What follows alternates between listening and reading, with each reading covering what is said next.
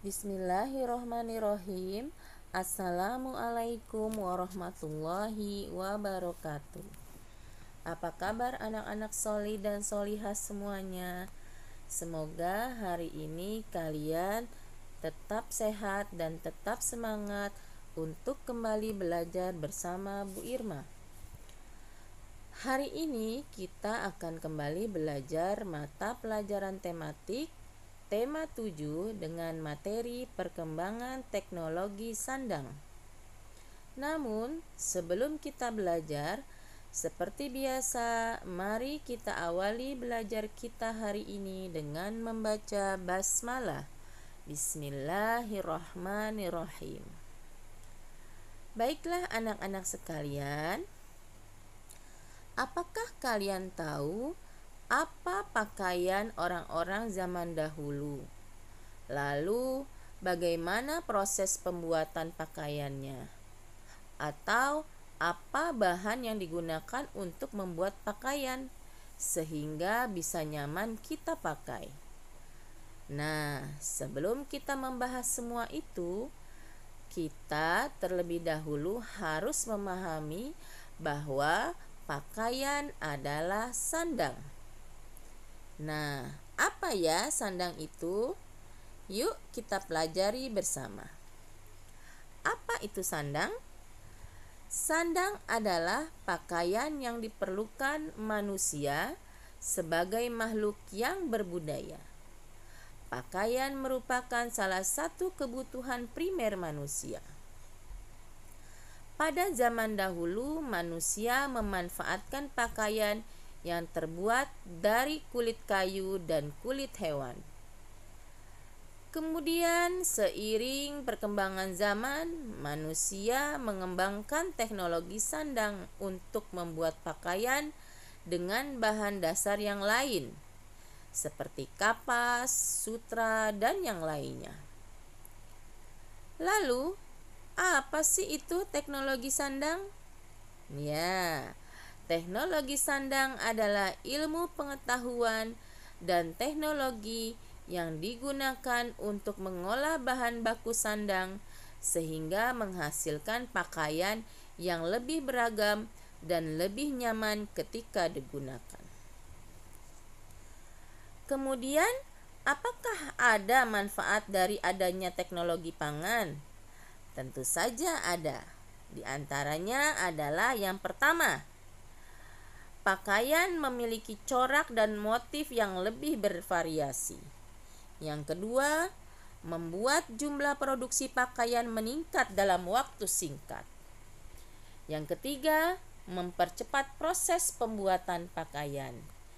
Yang keempat, mempermudah proses pendistribusian pakaian ke seluruh negara.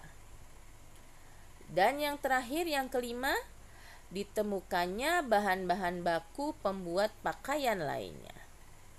Nah, anak-anak, fungsi dari pakaian yang kita gunakan sehari-hari adalah sebagai berikut. Yang pertama, melindungi tubuh dari panas dan dingin. Kemudian, fungsi dari pakaian adalah juga melindungi tubuh dari gesekan kulit dengan benda lain. Yang ketiga adalah melindungi tubuh dari gangguan serangga.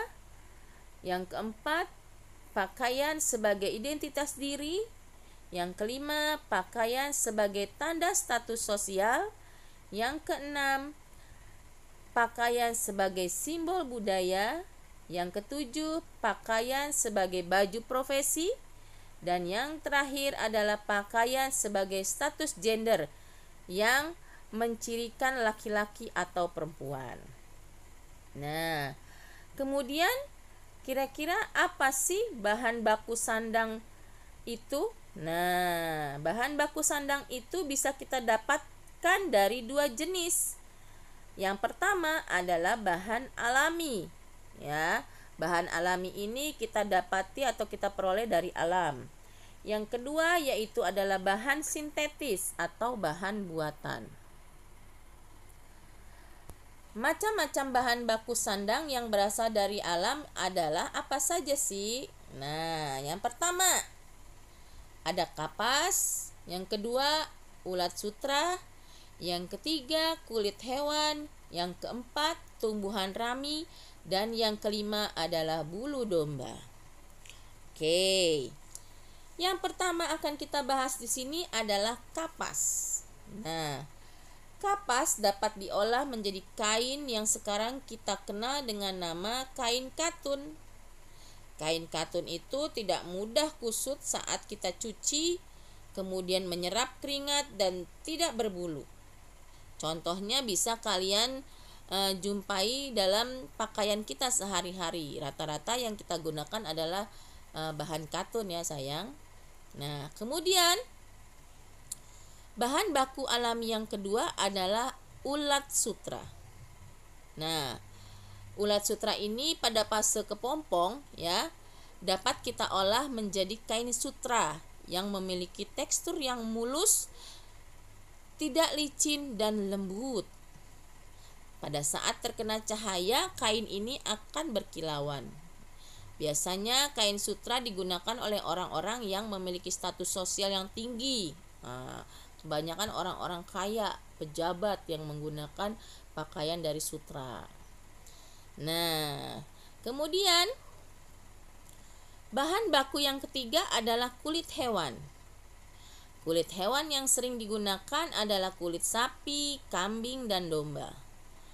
Pakaian yang terbuat dari kulit-kulit tersebut dapat memberikan rasa hangat dan memiliki nilai jual yang tinggi. Bahan baku yang keempat adalah tumbuhan rami. Tumbuhan rami merupakan bahan baku kain yang kita kenal dengan nama kain linen. Kain linen digunakan untuk membuat pakaian, serbet, tirai, taplak meja, handuk, dan lain-lainnya. Karena teksturnya kaku dan tebal, namun dia halus ketika dipakai ya. Nah, terus selanjutnya adalah bahan baku alami yang kelima, yaitu bulu domba.